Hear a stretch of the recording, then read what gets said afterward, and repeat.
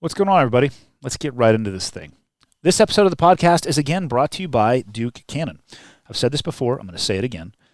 This company is one of my favorite sponsors. I am incredibly happy that they reached out and they wanted to be involved. I had been purchasing their stuff for quite a bit of time before they actually reached out. I was walking around in a sporting goods store very near actually, where I live up here in Kalispell, and I saw these massive bars of soap, and the branding on it was fascinating because it said to me, smells like victory. So of course I wanted to smell like victory. I went and checked it out. What did it happen to be? Duke Cannon, big ass brick of soap. It's not that big a deal. One of the things I like the most about Duke Cannon is they partner with active duty military to develop their new ideas and to review their products. So anything that doesn't meet the criteria of those soldiers, and if you've served, you'll know exactly that those criteria are very high for it to actually pass that litmus test. So they go there to develop the new ideas and review the products. Anything that doesn't meet the high standards, it doesn't happen. They're committed to giving back to the men and women that serve our country, and that's why a portion of their proceeds directly support veteran causes. And if you get one of those big-ass brick of soap, which I highly recommend that you do, or any of their other premium hair goods, that's going to give you what would likely be considered to be news anchor thick hair, or a beard and shaving goods that help you put your best face forward. I actually, on that note, love their shaving cream and the lotion that I put on afterwards. They got a variety of stuff, but I really like their shaving cream. If you use their stuff, you might find yourself humming the national anthem from time to time, which is kind of awesome.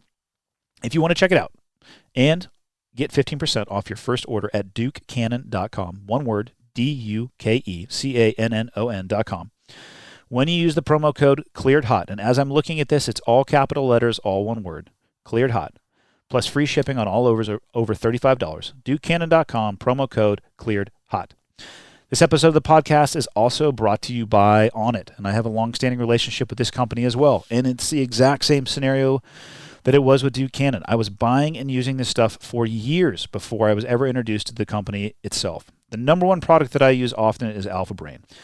If you go to onnit.com/hot, you're going to find a landing page for the podcast, and you'll know it's the right place because the logo, the artwork from the podcast is actually sitting right there at the top of the page.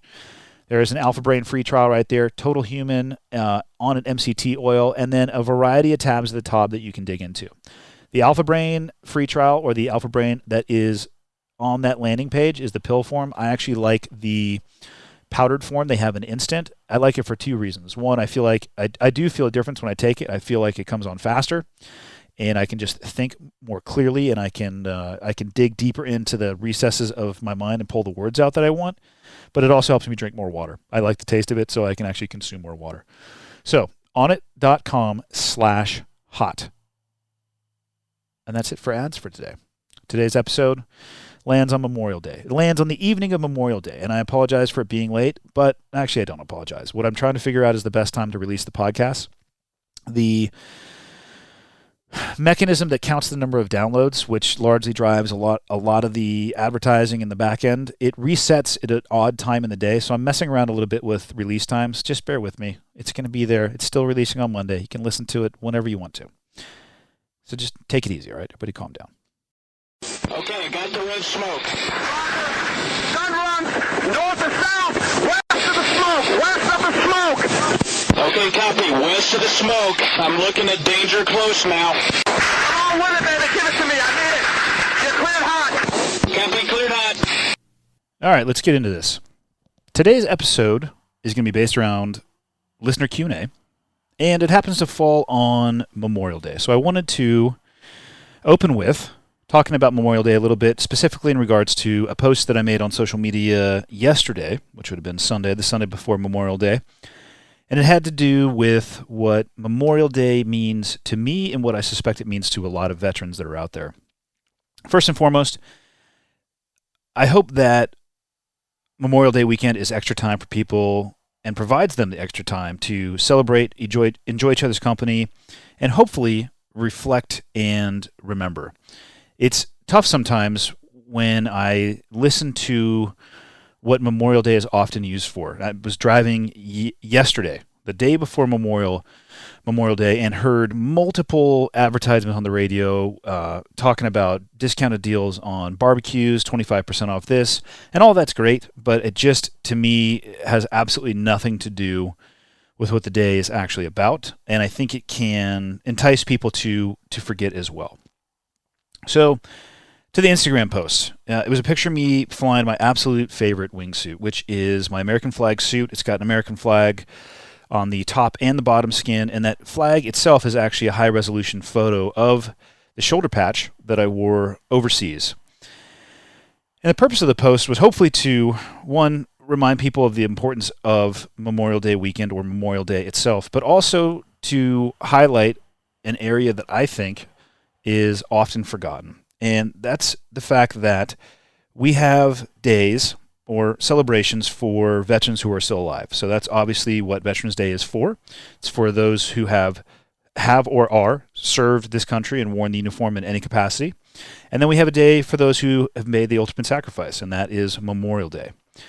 In between those two, there are no days dedicated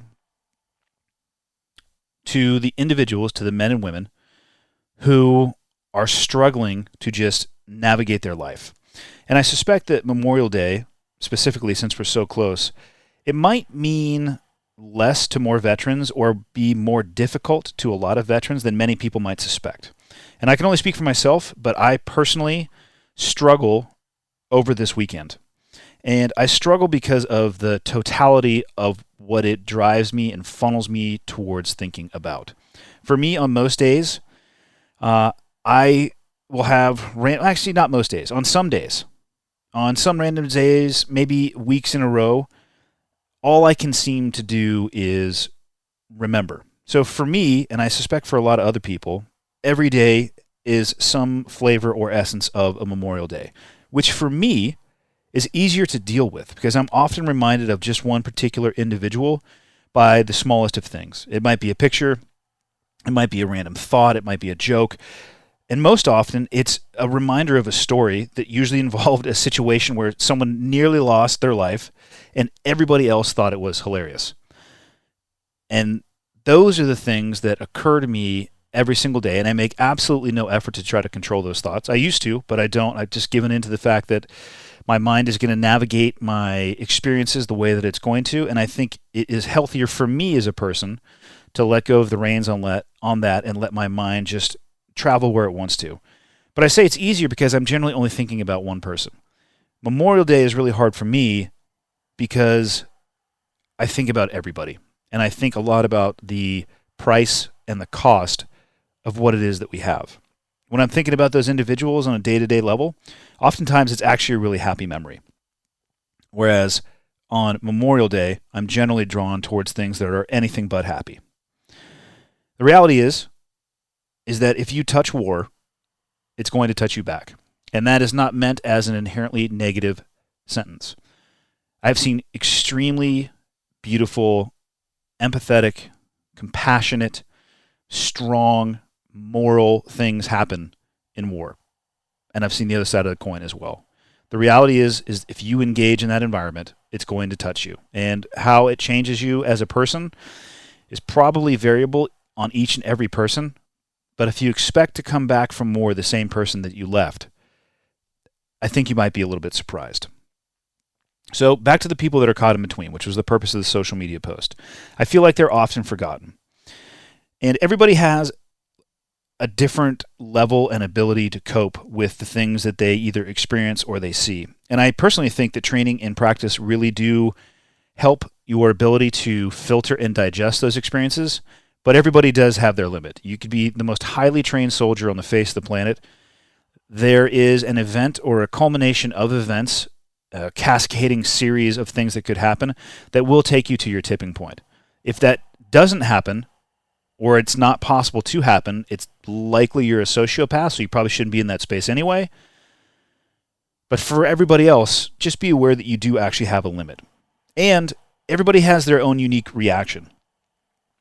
I hear a lot of terms, and I've experienced a lot of these terms, from anger, moral injury, frustration, guilt, survivor's guilt, post-traumatic stress, depression, anxiety, withdrawal, a sense of not having anything in common, a sense of not fitting in, isolation. Those are all very real things. And some people are going to experience more of those. Some might not experience any. Some might not be willing to admit that they are experiencing those things. But for myself, I can't say that I've experienced all of them, but I have definitely tasted the vast majority of those things that I just listed. Often, the biggest hurdle for people to get help, and I think this was true in my situation as well, is themselves. Why? Well, historically, I think there's a stigmatism associated with it. If you come from an A-type, personality-driven environment, there's going to be likely a fear of being judged by your peers.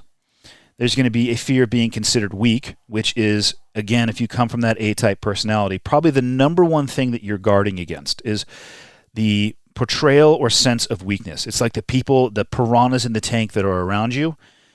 They go bananas when that drop of blood hits the water. So you start guarding against that. And then there's also the fear of asking for help, which ties into the stigmatism and judgment and fear of being considered weak. Finding that path, it can be towards health or towards an improvement. That can be really hard to navigate when you're trying to see through specifically your own pride, and then you layer some pain on top of that. And what hurts my heart the most is when I talk about these people that are stuck in the middle between being a veteran, or basically the difference between being alive and dead, is that there are more than I would care to even list or remember. And we hear about them all the time that have chosen to end their own lives, which could not be more tragic. I travel the United States specifically, but all over the world in pursuit of what I do for a living, and there are memorials in every single city and town and state that I've ever been to. There are names on walls, buildings, parks, bricks in the ground, streets, highways, overpasses, you name it. There are memorials to people who have given their life in the service of this country all over. And I don't want to see that list grow. I don't want to needlessly see more names added to that list. And in my experience, the people that need the help the most are the least likely to reach out. And I think it's going to take the collective efforts of much more than just those individuals to make a difference. I truly do believe that it takes a village if we're going to have a positive impact on this particular issue. There's a difference between being alive and truly living. And it took me personally a while to wrap my head around that. So my hope for this weekend, and for weekends like this, is that people understand and they take the time to reflect and appreciate the cost, but more importantly, commit to seizing the opportunity that they have in front of them. That the people who are memorialized gave every ounce of who they are in every literal and figurative sense to provide them for that opportunity. People, men and women, of all ages and backgrounds, have given their life so that we can live. Some people don't understand, or they will question this connection. And I have given up trying to explain the connection between those that have given their lives and how it is enabling and empowering for those of us that remain. And that's fine. I'm not going to have that argument with people anymore. Believe what you want to believe. I've seen the connection firsthand. I've seen the sacrifice firsthand. And to me, there is absolutely no doubt. And for those of you who actually want to memorialize those people, the most powerful way to do so, the most powerful way to memorialize those that have died in the service while wearing the uniform of this country is to live your fucking life as hard as you possibly can. Leave nothing unsaid. Leave nothing undone. Live your life to its fullest. And while you're doing that, keep your eyes and ears out and be willing and able to help other people that might need a helping hand to find their own path. All right, let's dig into the actual Q&A. First question today comes from Brian Ripley, and it was a two-part question. He says, not to get political, but would love to hear your thoughts on Chief Ed Gallagher. I've read everything that's out there, but it seems very difficult to truly know the truth. You know what I mean? ? And he followed up with, actually, screw it. Get political, Andy. If the allegations are true, what are your thoughts on Trump pardoning Chief Gallagher? So I'm going to answer both. I'm going to start with Eddie, and I will say that as far as people that reach out to me over email or direct message or every time I put up, at least in the recent history, a solicitation for Q&A, I get asked about this case. And I have intentionally stayed away from it because I do not know Chief Gallagher and I do not know the details. I know what my initial reaction and thoughts are, but those are completely irrelevant.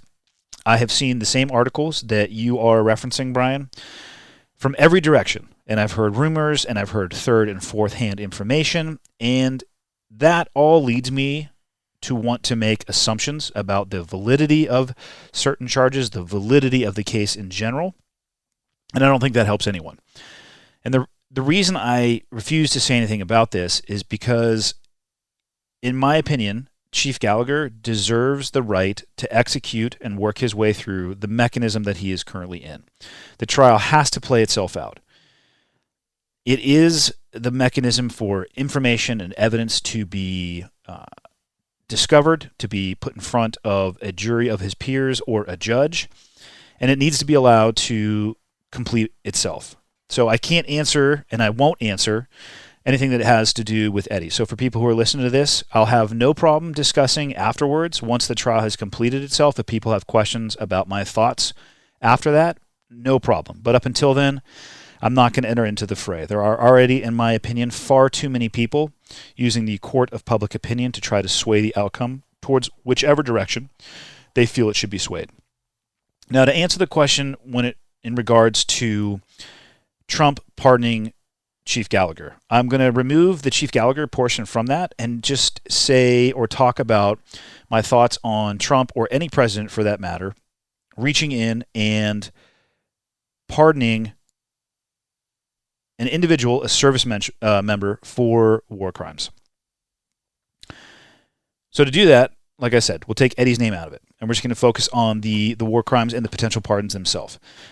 First, it's extremely difficult to accurately describe the complexities of a war zone and an individual's or a collective participation in combat.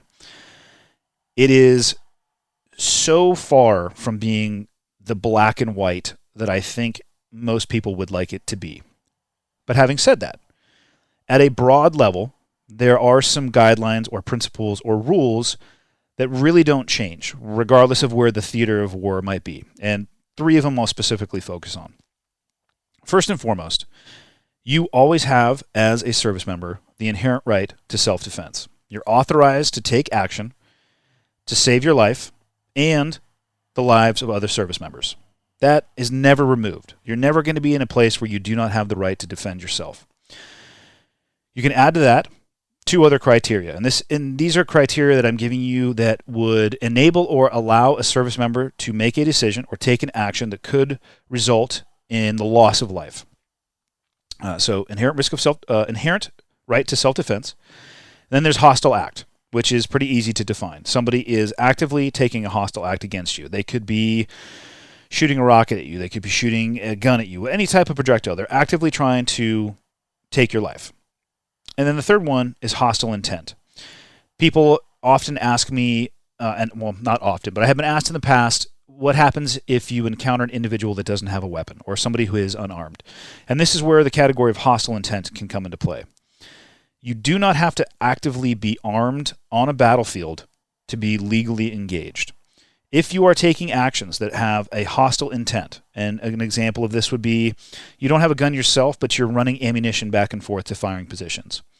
You may not have your guns displayed, but we're in the middle of a kinetic engagement. Instead of doing what most people who have no desire to be involved in that engagement do, which is either seek cover or run away as fast as they can, instead you're making a flanking maneuver or attempting to achieve a high ground position, or perhaps you're sitting there and you have a radio in your hand. So instead of engaging with a weapon, you're engaging with information. All of those criteria fall underneath hostile intent, and a service member is absolutely empowered and able to use lethal force for right to self-defense, hostile act, or hostile intent. Now, you add on top of that, there's likely going to be some theater-specific guidance. So you're going to have ROEs, or rules of engagement. And examples of that where ROEs come into play, one good one is the criteria for releasing ordnance from aircraft. In Afghanistan and Iraq, to begin with, the ROEs were They were looser than they became towards the tail end. And if you needed to drop ordnance, the requirement to do so was very low. By the time my last deployment there in 2010, it's not that it was difficult to release ordnance, but the amount of information that you had to provide to higher headquarters was substantially greater. And that was one of their requirements. Another one that we were levied against was nighttime operations. They wanted to reduce the amount of entries into Afghan homes by American forces because that is the number one offense to an Afghan male in that country. Another example of an ROE or a theater-specific guidance could be a partner force, and that could be everything from your training with a partner force or for you to operate outside of the wire of your FOB or forward operating base. You have to have some type of ratio, 2 Americans to 1 local national, 1 to 1, whatever it may be. So you have the 3, the inherent right to self-defense, hostile act, hostile intent. You're going to have theater-specific guidance. Of course, you're still always going to fall underneath the Geneva Convention. And it's very easy for people to think that you would need to have a rule book on you at all times, and that these criteria, that these guidelines, principles, and rules, that what they're actually doing is they're boxing you into a corner and they're really restricting what you can do. I've heard service members also express those same concerns. They didn't feel comfortable operating inside of the ROEs. And in my opinion, that is an absolute failure on the leadership. That means that the leadership did not take the time. They were not accountable enough to their people to go and explain to them and provide to them the parameters with which they could freely operate. Because when I hear people complaining about ROEs and it limiting their ability, it doesn't mesh with my own experience. I found my own experience to be often the exact opposite. By truly understanding the boundaries, I actually felt very enabled and empowered to operate inside of them. The ability to articulate my actions, regardless of what they were, inside of those structures is very empowering. But what really helped me is that the leadership took the requisite time and effort to make sure that I knew them at all time, and then also ensured that I took the requisite time and effort to ensure that the people that worked for me understood them as well. They are not there to limit your ability. They are there to provide structure and empower and enable people to take action when they need to. Now, war crimes. How does this fit into war crimes? Well, I would say that somebody being charged with a war crime is likely taking an action or is taking an action, is being prosecuted for an action potentially taken outside of those parameters and guidance. An example of that could potentially be killing without any of those 3 criteria being met. Indiscriminately firing at individuals, into structures, physical abuse, torture. I guess you could probably think of anything that might make the national or global news.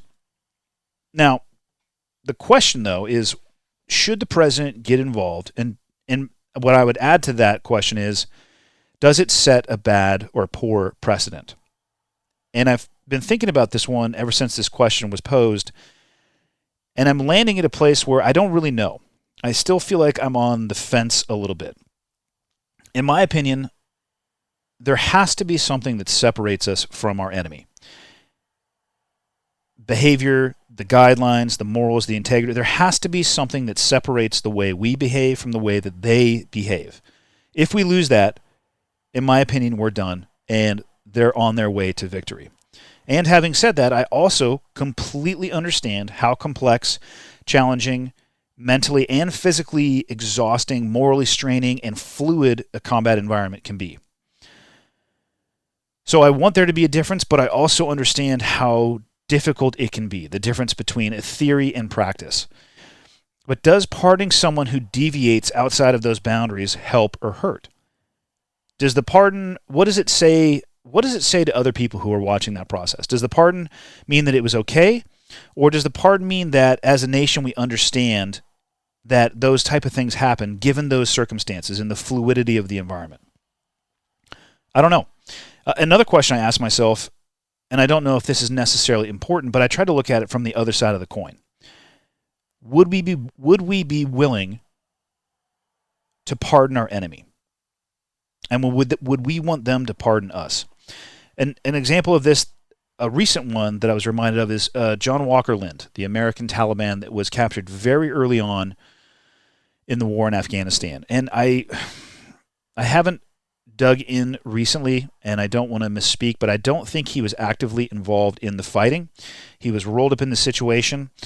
He was sent into federal prison, and he was just released. And there was outrage because he was just released, because his beliefs are the same, if not likely more radicalized upon exiting prison than they were upon entering prison.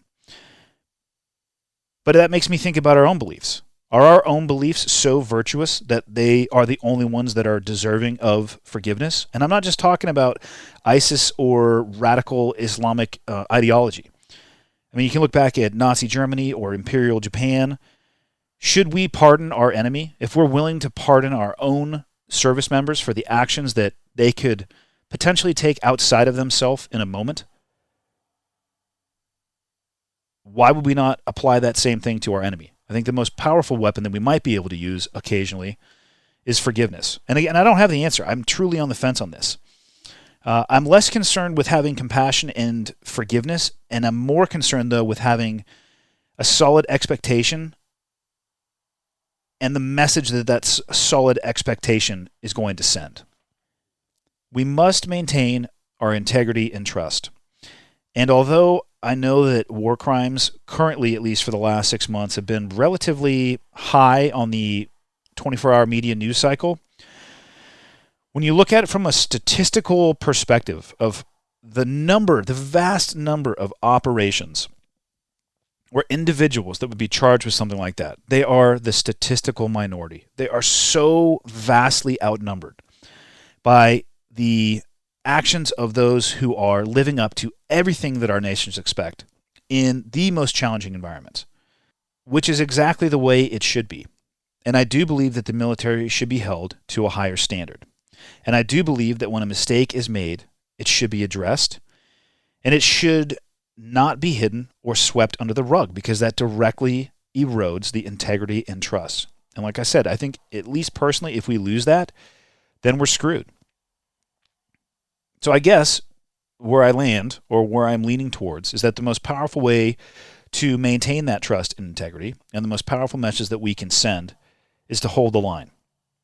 And when it's crossed, there should be consequences for everybody to see. So I am leaning towards that the president should probably stay out of pardoning anybody who is convicted of committing war crimes. Next question comes from Seb Torp.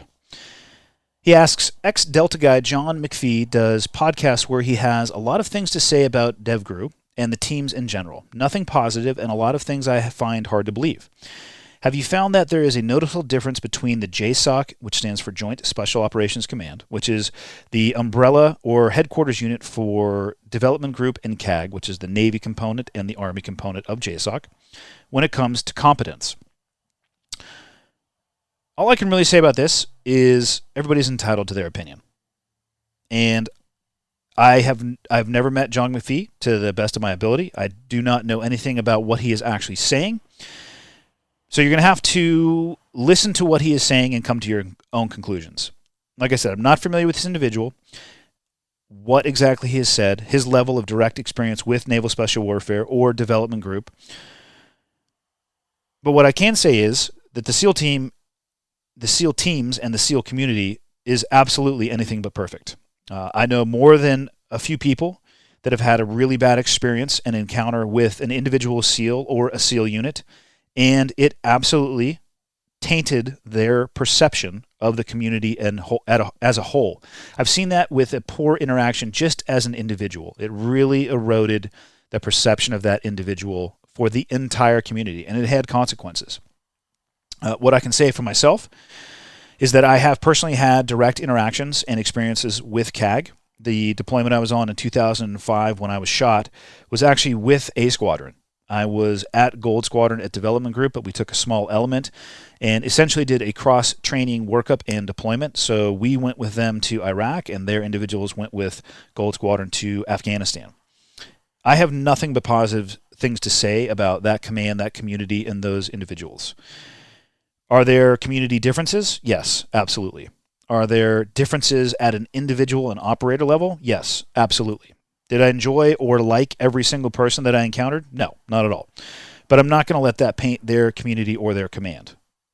I would stand shoulder to shoulder with anybody from that command any day of the week.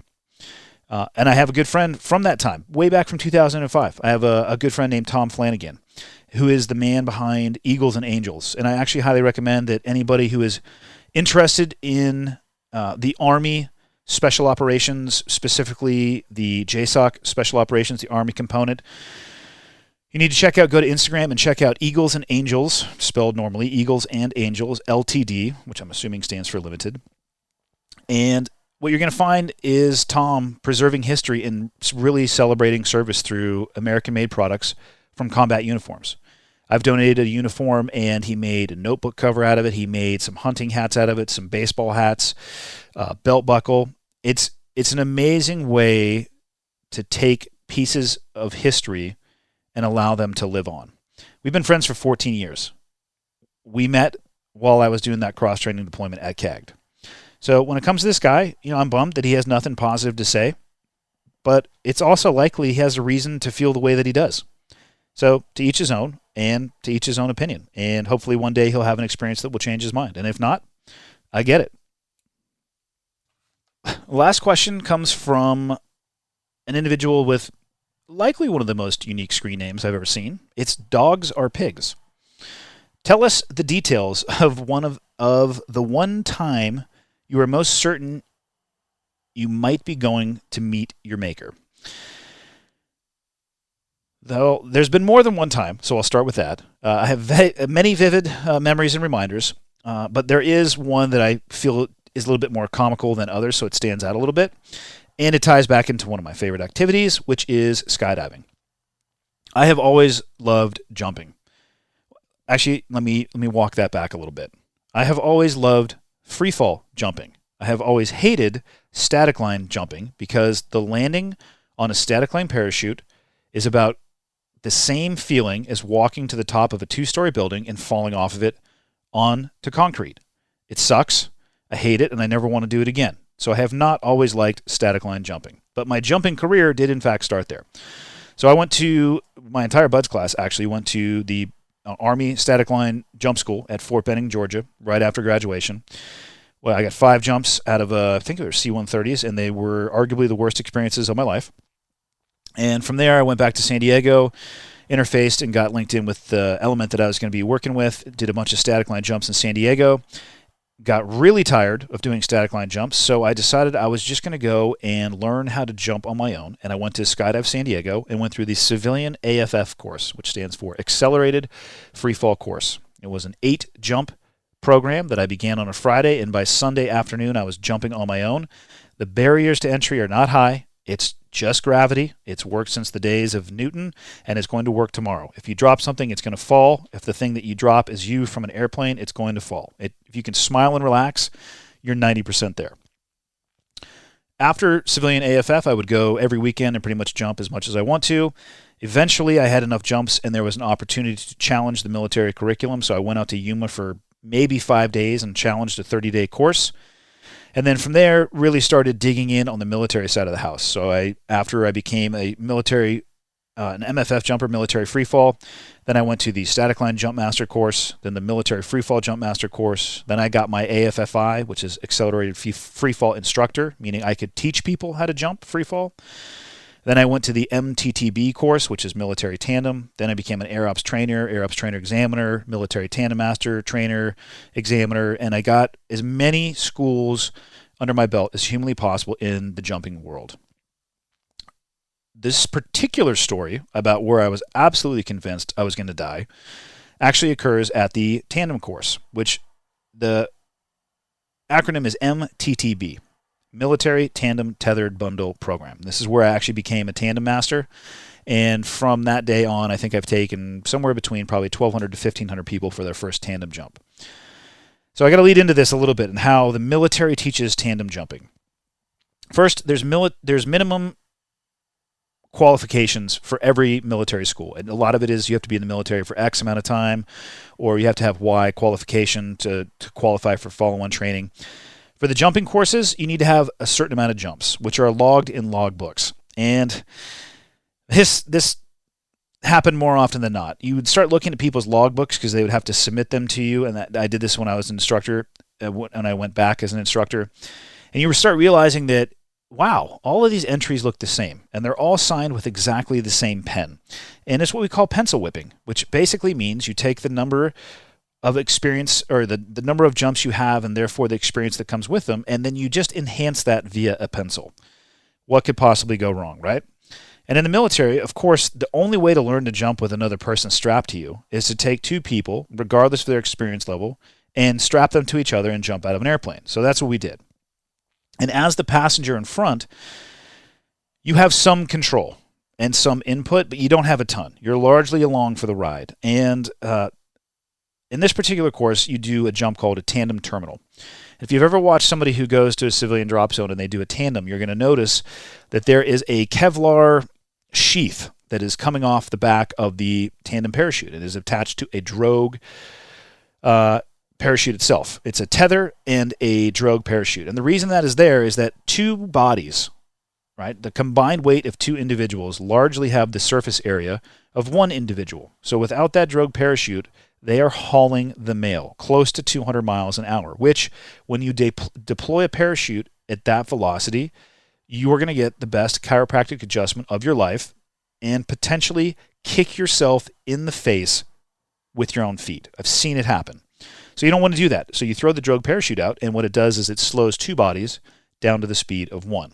But you need to know the difference not only in what it feels like, but also what it looks like when you're looking at your altimeter, because you're falling so fast, the needle is actually bouncing. So we do a jump called tandem terminal, where you jump out and you do not set the drogue parachute. You accelerate to re-entry velocity, and then eventually you set the drogue parachute, pull the parachute.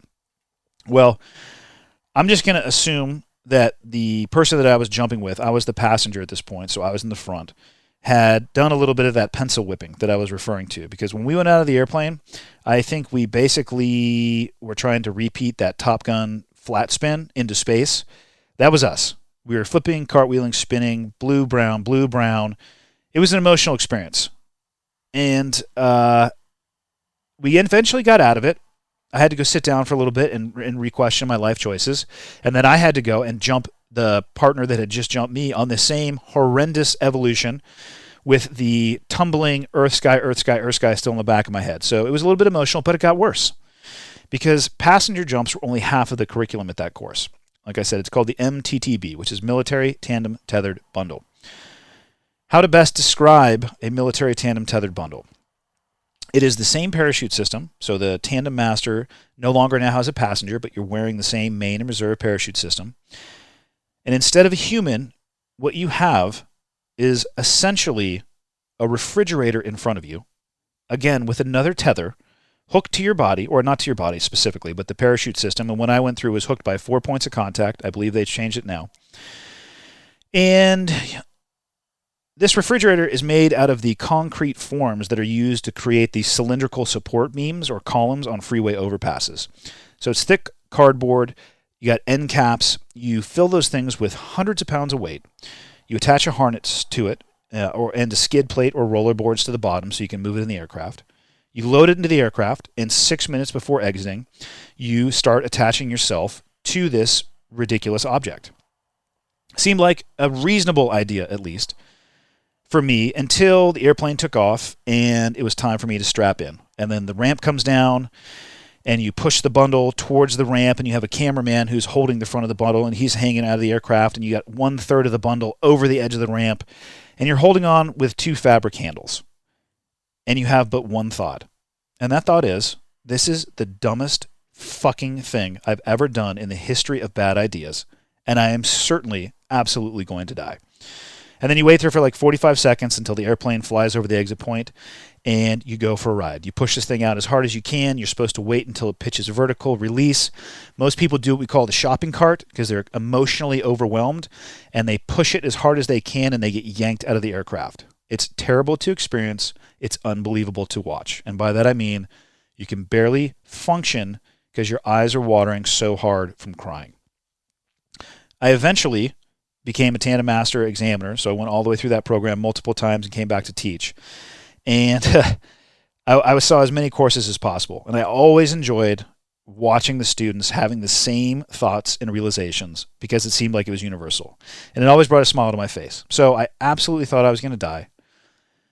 And then I enjoyed watching other people have to navigate their way through that. So hopefully that story does it for you. And I'm going to end today with a request from somebody, and that was if I could play the audio from a blog post that I made just over 2 years ago. I woke up one morning and a SEAL from a command that I used to be attached to had been killed in a firefight in Yemen. And I was extremely frustrated by hearing that information because I couldn't do anything about it. I was out of the military. There was nothing for me to do.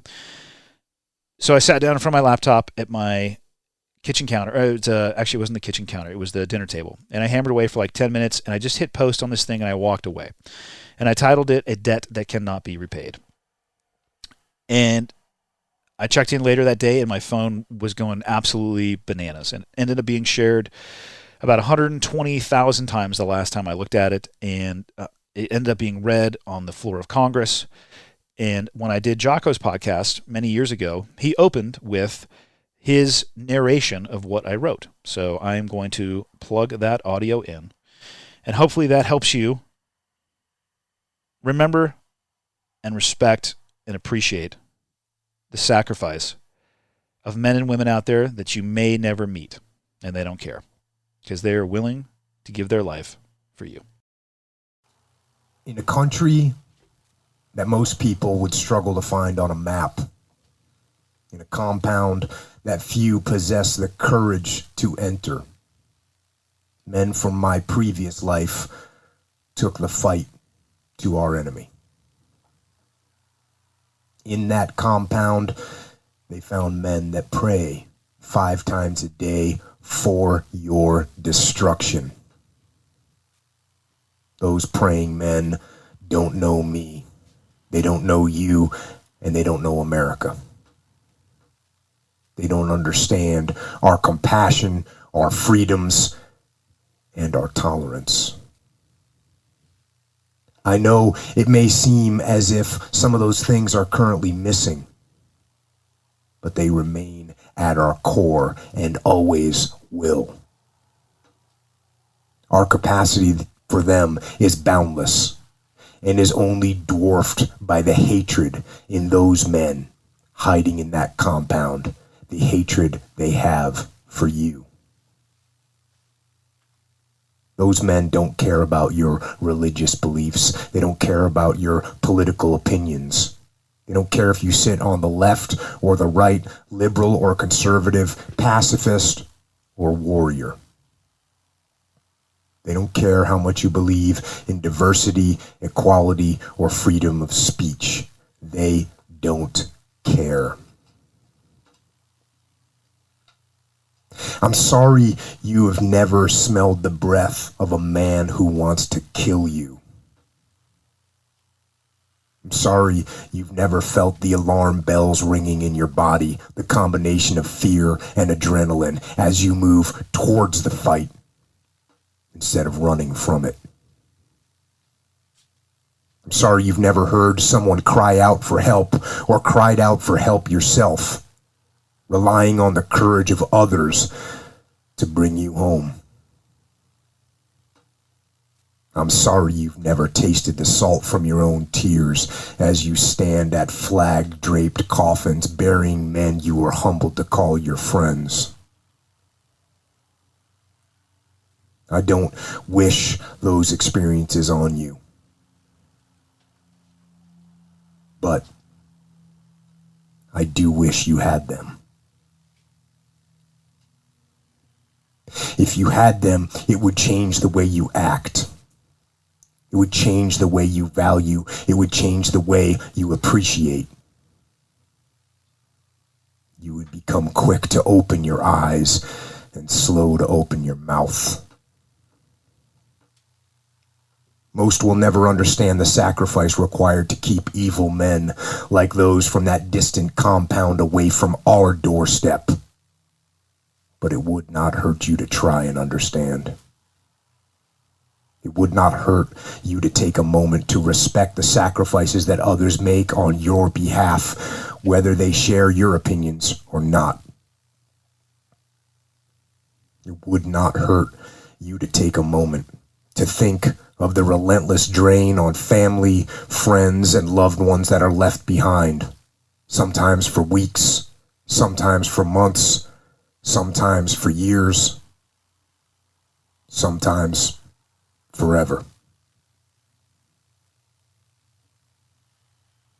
Ideas are not protected by words.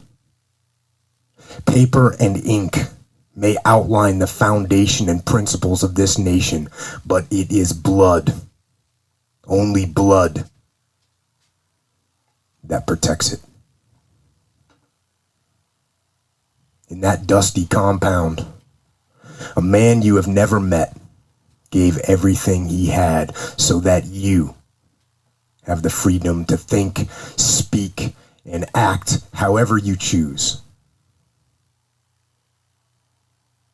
He went there for all of us, whether you loved or hated what he stood for. He went there to preserve the opportunity and privilege to believe, to be, and to become what we want.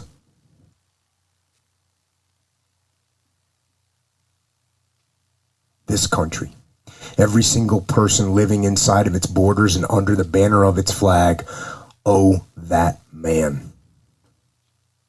We owe that man everything. We owe him the respect that his sacrifice deserves.